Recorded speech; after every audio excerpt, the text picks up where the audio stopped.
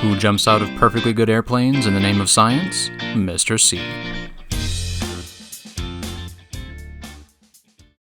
Well, happy Aloha Monday to you. Last chance for me to wear my favorite Christmas Aloha shirt. Actually, my only Christmas Aloha shirt. You know, I've always thought it would be fun. I've been to Hawaii many times with my family and with my wife. I've always thought it would be fun to go to Hawaii at Christmas, to celebrate Christmas in Hawaii with my family. Never happened. It would be fun to do it. Raise your hand if you've ever done Hawaii over Christmas. Lucky you if you've got your hand up. I've always thought it would be really fun, really cool. Well, anyway, today is my hence the sunglasses, right? Just pretending. So, anyway, today is my Christmas special class. So, an extra Christmassy theme and Christmas presents abound today. So first, a micro Christmas present for you. Some of you would go, no, that actually is a groaner. Sorry about that, but two really bad Christmas jokes. Last two I've got. Here they are. Colors are nice, huh? This one says, what do you get if you cross a snowman and a shark? Shark, fitting for Hawaii. What do you get if you cross a snowman and a shark? Frostbite, of course. So, next. So, will this one be as good as that one? Oh, sure, better. Here it is. What did Adam say on the day before Christmas? Adam, is the first human. What did he say on the day before Christmas? It's Christmas, Eve. Pretty good, huh? So, not that good. So, anyway, hope I made you smile a little bit. I wanted to remind you about the Laura Ingalls Wilder Christmas story when they were in Kansas. What did they get for Christmas? A shiny new penny, a candy cane, a metal tin drinking cup, and they got knit gloves, a pair of knit gloves. And they were so thankful because they thought it was so generous that they'd get all of those things. And Mr. Edwards had really risked his life to cross that flooded river to get to their house with their gifts from a bigger town in Kansas. Anyway, a reminder about being grateful, huh? Now, probably the best Christmas gift I ever got, probably. I'll show it to you after the break. After we do a little break, I'll show it to you. My favorite Christmas gift. But I've got some other things to cover. I didn't wish you Mele Kalike Maka, happy or Merry Christmas to you. I didn't mention that. This book is going to go down to Australia for one of my grandkids. And I wanted to read just a little bit to you. You 8th graders will appreciate the theme especially, but you 7th graders will too. Here it is. Who You Were Made to Be is the title. Who You Were Made to Be. So it's really cool. Who you were designed to be. Now 8th graders know that God designed us with our DNA. So you 7th graders, I've already mentioned it, I think, as we reviewed. So I just want to read a little bit to you. But I want to read the first page by Joanna Gaines, who wrote this. Those of you who have watched Fixer Upper on, I can't even remember what channel it is. So it's like a house repair channel. Here's what Joanna Gaines writes. I hope you know and love who you are for all of the beautiful and unique magical gifts you have to offer the world. And God gave you those gifts. You are loaded with both physical gifts, mental gifts, and also spiritual gifts from God. May you always look at life with your eyes wide open. Be quick to learn from others and see and celebrate the differences in all of humanity. Be kind to others and yourself. And may you always believe that the world needs who you were made to be. Anyway, there's just kind of a little taste of that book. So it is really cool. Really cool book. Okay, now here's what I'd like to do. I would like to review a little bit, and I'm going to do a break. And I'm going to be back with my favorite Christmas gift of all time that I got. Sort of. So, and boy was I appreciative. And I'll tell you more of that story in just a little bit. You've got a white sheet, yes? And you have out your evolution pillar sheet. And we're going to review this a little bit today. Okay. Don't forget the questions on the back to ask evolutionists. I'm going to ask you to give me 2 of those questions on the test. It's on the test. Elbow, on the test. I'd write it down. There'll be a number of questions and tips I'm going to give you for the test. I want it to be a successful test for you, and I want you not to be really stressed out about it. So that's some of my reasoning for doing what I'm doing. A couple of the questions on the back. How did life originate? You know it couldn't happen by itself because of the law of biogenesis, the beginning of life. Bio-life, Genesis, beginning. And then how did the DNA code originate? Those 2 questions alone are probably the best questions to ask. How did you get life? It can't happen by itself. Where did it come from? And it boom, just, is a massive hit to the evolution argument. And then how did the DNA code originate? It is so complex. It's so complex. Remember I told you the probability of one cell with, I think it was perhaps, or one living thing, I got it right, that had one cell made of 250 proteins, each made of 150 amino acids. That would be the minimum. They have to have just the right order of amino acids to make that protein. And you probably need 250 proteins in that one cell. And the chance for all of that is 1 over 10 to the 41,000th. I said it incorrectly. 1 chance over 10, I think I did say it right actually. The exponent is 41,000. It's 1 over 10 with 41,000 zeros behind it. Wow. No chance. Absolutely no chance. And then DNA is even more complex than that. So how did life originate? How did the DNA code originate? So all of that. And then on the test, I'm telling you right now, I'm going to focus on divine designs. You're going to have to write some divine designs like this. Here's a divine design, the earth. And then all of its just rights. I think I've told you before, the earth is like a Christmas gift from God to us, to life, because it's got all of these just rights. It's the Goldilocks planet. The Goldilocks planet. You know, in Goldilocks, she had some porridge, and it was just right. It was not too hot, not too cold. It was just right. We live on the Goldilocks planet with all of its just rights.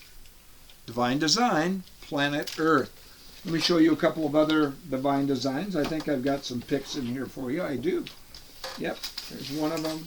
There's the other one in here in my bag. Maybe I'll just be able to show you the one.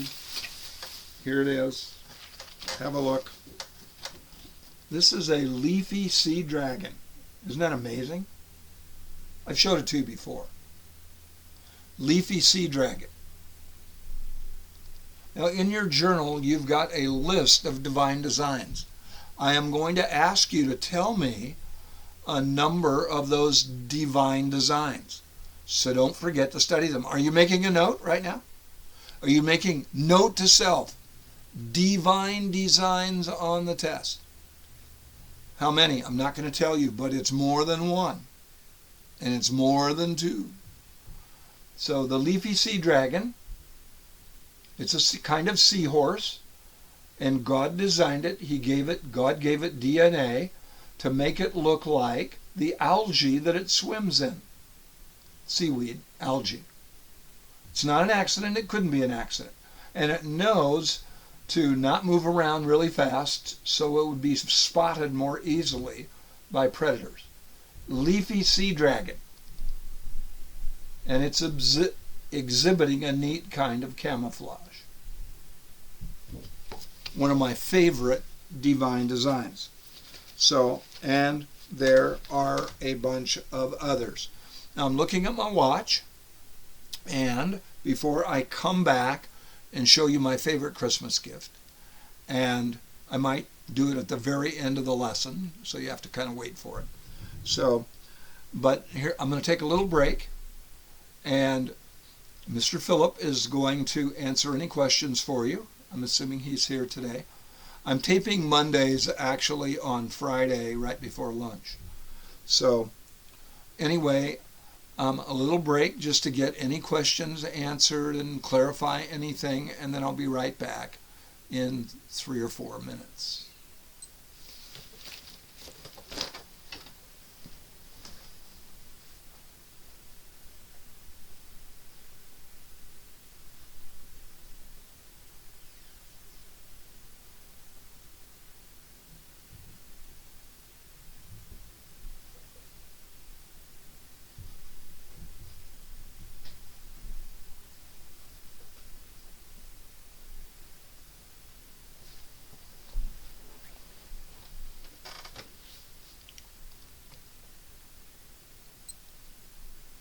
Okay, I'm back, and I have my favorite Christmas gift in here.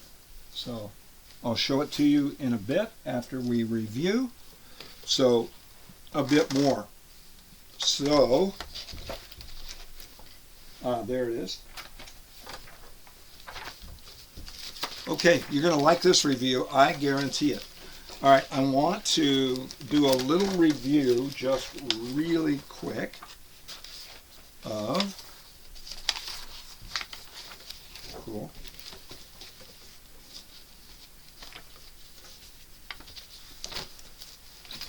I think it's down here somewhere. Okay, the evolution pillars chart.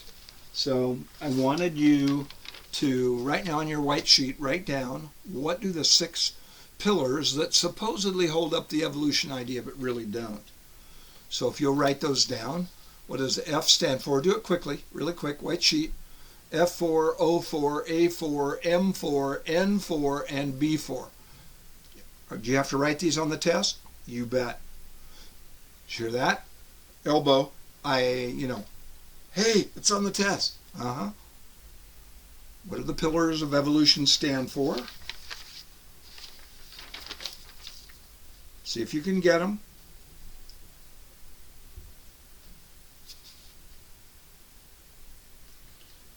Fossils for the F pillar. What's the evidence? There aren't any tweeners. There aren't any tweener fossils in the sediment. What does that mean? Evolution didn't happen. And there aren't any ape-man fossils. All of these supposed guys right here, not there. This is made up. Fake news. Didn't happen. Did not happen. So it's all made up to make you think, to trick you into thinking evolution actually happened. These so-called fossil ape men don't exist. Do not exist. So what do we find in the way of fossils? We find apes or we find humans, not tweeners. not tweeners, in between apes and men, ape men. So I like to go, God made apes and God made men, but God don't make no ape men. God made apes and God made men, but God don't make no ape men. There aren't any tweeners between apes and men. It's a big fat lie. O for the O pillar. So, and that stands for old age. And the idea is there's a whole bunch of evidence that the Earth and the solar system is young. Not enough moon dust on the moon. The mountains are too high. They should have eroded a long time ago. Mountains are too high. The comets keep coming. Hurrah, hurrah. The comets keep coming. Hurrah, hurrah. And we're happy about that. Hence, hurrah. Because they shouldn't keep coming. They should have melted a long time ago. They're made of ice and going around the sun. They would melt each time they come back around the sun. They would melt. They'd all be melted. They keep coming. So, by the way, what do evolutionists say about that? Oh, they say there's a comet factory way out beyond the orbit of Pluto that's making new comets. It's called the Oort cloud, for an astronomer by the name of Jan van Oort, O-O-R-T. I think he's Dutch. Great. You know what the data is on the Oort cloud that supposedly makes new comets? No one has ever seen it. It's imaginary. It's like an imaginary friend. Hey, how do you like my imaginary friend George right here? Mr. C, did you fall down and hit your head? Well, look, George right here. Here he is. Well, that's the same thing with the Oort cloud. Oh, yeah, it's out there, the Oort cloud. Yeah, sure. It's out there making new comets and sending them back in toward the sun. No, it's not. It's never been seen. Ever. You see how the evolution idea is made up? It's just fake. It's designed to trick us. Because Satan doesn't want us to believe God made everything. God made the universe and everything in it, which he did. Okay, the A pillar just destroys the evolution idea. The accident pillar, especially complexity, the complexity of living things, probability, like the probability of just one cell and 250 proteins. Chance for that ever to happen, 1 over 10 to the 41,000th. Oh my, whoa. It blows your mind away, doesn't it? Just couldn't happen. And those two laws, hey, don't tell anybody. I'm going to ask you what those two laws are that argue against the A pillar. The law of cause and effect, nothing happens by itself. Evolutionists say things happen by itself. No one did it. No one did anything. Ridiculous. It's just silly. Goofy. And then the law of biogenesis that says life can only come from life that already exists. Life can't come from non-life. Evolutionists claim life came from non-life. Every pillar that supposedly holds up evolution is full of deceitful stuff. Next, the next pillar, mutations. Mutations. It's a change in the DNA in cells. And they're supposed to be really good and make new, more complex organisms. What really happens? They actually harm living things. If you get a mutation, that's not good. Remember, they are rare, they're harmful, and in some cases fatal. So, mutations are rare, harmful, and fatal. Do I have to know kind of the basic data for each pillar? Yes, I'm telling you. Natural selections, the survival of the fittest. Okay. Actually, when you look at natural selection, it doesn't actually do what Darwin thought it would. It does not. Nope. It doesn't cause good change. It actually, if an organism changes and is very different from the other kinds of organisms like it in its species or family, then it's easily, I'll say, caught and eaten by predators. Or it just gets a disease and just dies out. So it doesn't cause change, it gets rid of change. And then the Big Bang idea, supposedly, it's what formed everything, except, no, it didn't. So First of all, where did all the matter come from? Where did all the atoms or particles come from that made the explosion? Why would they attract each other? They wouldn't. They wouldn't have enough mass or gravity. So why would there be an explosion? And then why didn't they just travel in a straight line? Why are they rotating and slowing down to form solar systems around stars, and then stars going around the center of a galaxy, probably where there are huge black holes? By the way, God had to put those black holes in the center of galaxies that have tremendous mass so they could hang on to all the other stars, all the other matter. So the Big Bang idea. And then why do the galaxies have a repeating pattern? Anytime you've got a pattern in nature, in anything, living things or non-living things in astronomy, if there's a pattern, there's got to be a pattern-er. A pattern-er. It's like if you've got a design, there's got to be a designer. Divine design, designer argument. It's a big argument. So anyway, you've got to know each of those pillars and a couple of evidences about each one that show that they don't hold up, that these pillars don't hold up evolution's house.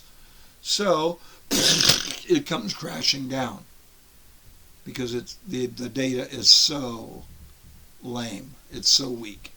It just makes it's not logical. So the evolution idea, really not good. So I just wanted to tell you one of the things Darwin came up with. He was on a trip around the world. I told you about it. He was the scientist who was to study nature at each stop that they made on that 5-year journey around the world. So when they were in the Galapagos Islands, off of maybe Brazil, Argentina, I'm not exactly sure, one of those two maybe. Anyway, there were a bunch of species of birds called finches. There were big ones, little ones, some of them had big beaks, some of them had little beaks. So they were different kinds of finches. Well, he thought they had evolved.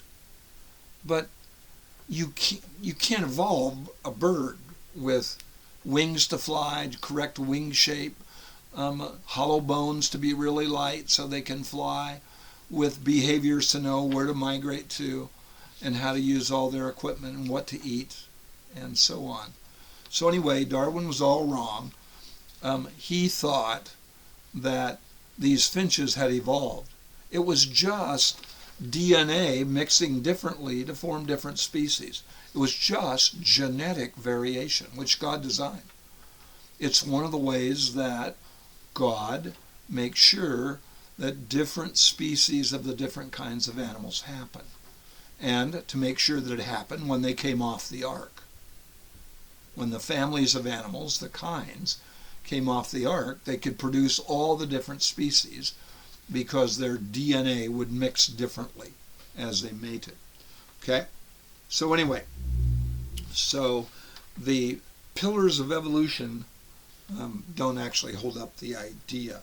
And that's why I used shaving foam. Shaving foam, because shaving foam doesn't hold up anything. Try to build a house out of it. It's not going to hold it up. It's like the data of the pillars of evolution. Shaving foam. Anyway, there you have all of that. Okay, and oh, perfect. I saved myself enough time. Okay, I want to make sure that I didn't miss anything. Okay. Now, look what I have.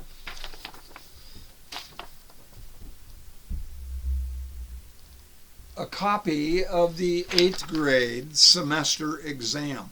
But the 7th grade exam is like this, except for the second part. You 7th graders, the second part of your test is about astronomy. So you make sure that you really study LS 1 through 17 on astronomy. Telescopes, stars, planets, inner planets, outer planets, all of that. Okay? Here are the parts of the test that 7th and 8th graders have. Roman numeral number 1, Bible verses and meanings. Bible verses and meanings. Now, 7th grade, you have one of your own verses. 8th grade, you have one of your own verses, otherwise the verses are the same. Oh, look here, 5 and 6. Name 4 ways that you and I are like God in small ways and different from animals. You know, way smarter, made in God's image, conscience, soul and spirit, hyper emotions, all of those. Okay? Oh, look here, 4 reasons you can trust the Bible. Right there. Merry Christmas. Mele Kaliki Maka. And then the second part for 8th grade is microscope and cells and genetics. Second part for you 7th graders is astronomy. The third or fourth part is the scientific method. Look here, I have a, see that? I have a scientific method word bank for the steps of the scientific method. I've got a word bank. Hey, cool. And then I have some other questions you've got to answer too. All right. Roman numeral number 5, Arizona water. All about Arizona water. I better get a Kleenex.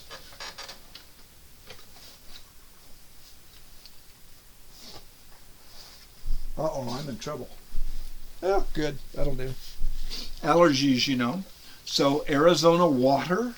Make a note. Did you make a note? Are you making a note about all these? So verses, reasons you can trust the Bible. Okay. Explanation of verses. And then genetics and cells if you're 8th grade, astronomy. If you're 7th grade, the scientific method. And then after the scientific method, Arizona water. I've got how many questions on Arizona water? 1, 2, 3, 4, 5. Would you give us one of those? Sure. Sure. Why is water conservation such an important thing for us who live in Phoenix? One of the questions right off the test. Arizona water section. Then Roman numeral 6, SSRs. How many questions on SSRs? 1, 2, 3, 4, 5 questions on SSRs. And then Roman numeral number 7, and it might be 6 for 7th grade. I think it is. A bunch of questions on the flood, ark, and animals. How many? It looks like about 22 points on the flood, ark, and animals for 7th and 8th grade. Are you going to give us any of the questions on the FAA section? Sure. Let's see. Here's one. The ark was 6 times longer than it was wide. Because of this 6-to-1 ratio, it meant the ark was very... Don't say it out loud. So there's a question. How about a multiple answer question from FAA? Oh, down here. 91 to 95. Give 5 good science evidences that there actually was a GGF, a Great Global Flood. Almost all of these evidences deal with the Earth's crust, the outer layer of the Earth. Evidence in the crust. 5 different science arguments. You're welcome. Okay. Next, I have creation, evolution. Creation, evolution. How many points? Looks like 25 points on creation, evolution. Here are the pillars. You've got to give what they stand for right there. There they are right there. Okay. There are some things that evolution teaches. The evolution idea teaches there's no this, no that, no this, no that. Make sure you study those. I'm not going to tell you how many. What else?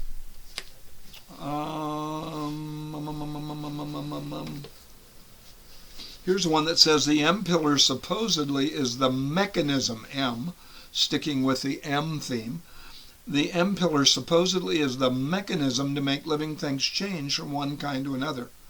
There's a problem with that.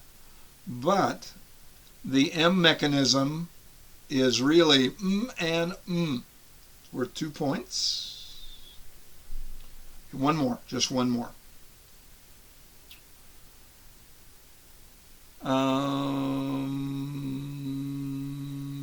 If the Earth is only thousands of years old, what does that mean? Ooh, that's one of the harder questions on the test. If the Earth is only thousands of years old, what would that mean? So that's Roman numeral 8.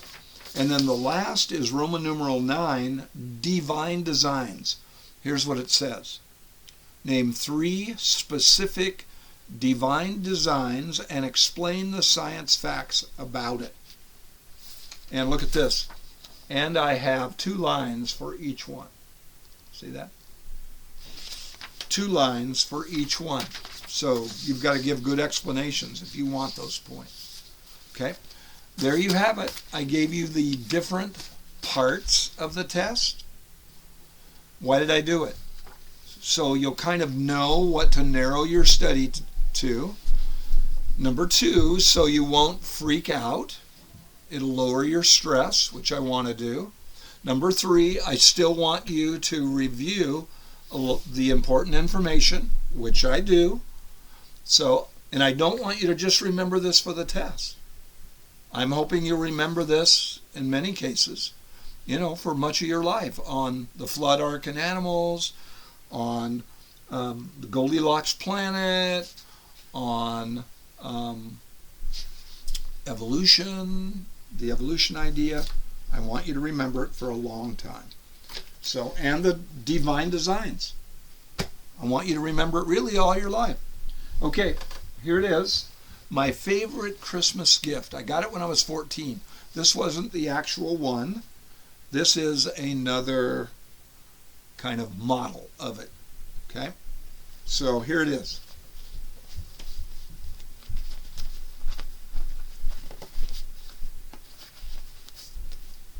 Here it is. No, this wasn't it. Actually, this was my wife's baseball glove that she got when she was a little kid.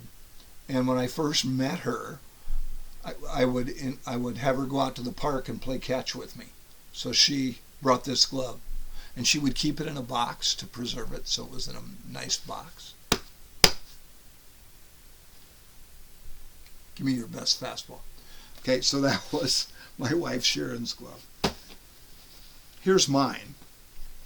Okay, I got the best model baseball glove going when I was 14. I got a Wilson model, well, a Wilson brand, A2000. And baseball was my thing. The Lord allowed me to pitch. I was the starting pitcher and finishing pitcher, actually, in 3 championship games. When I was 12, when I was 14, and when I was 18 in the state championship game in North Dakota. I pitched 9 innings in that game. So anyway, the Lord really blessed me with my baseball, and he really blessed me with really nice baseball gloves. Now I bought this one for myself. Some of you baseball players maybe recognize this brand. This is the only brand made in the United States. It's made in Texas. The Nocona company, and they make really nice gloves. They're not cheap.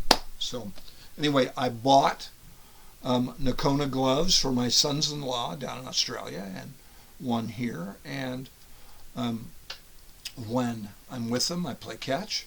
And I bought one for my grandson, who is playing baseball down in Australia right now with his Nocona glove that he uses at first base when he plays first base.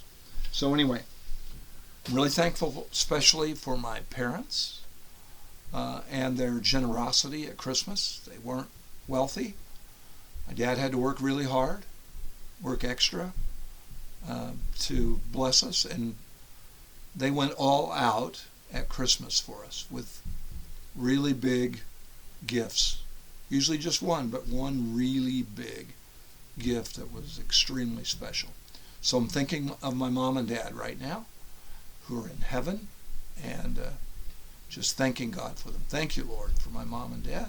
So anyway, just a little encouragement. So this Christmas, thank God first for the people in your life, kind of like we did on the SSRs. And then for the gifts, the things. They're not that important compared to the people, right? So thank God for them, and then be really practicing an attitude of gratitude to your parents who are going to give you nice gifts, and to your relatives who are going to give you nice gifts and tell you that they love you, and on and on and on. Well, have a fantastic Christmas. So, and I know you're going to do well on my final. So, review, and tomorrow, Tuesday, periods 1, 2, and 3. And then on Wednesday, 4 and 5. And then on Thursday, period 6, you have my finals. My science final in that order. I know you're going to do well. I'll be praying for you. Love you, and Merry Christmas and Mele Kaliki.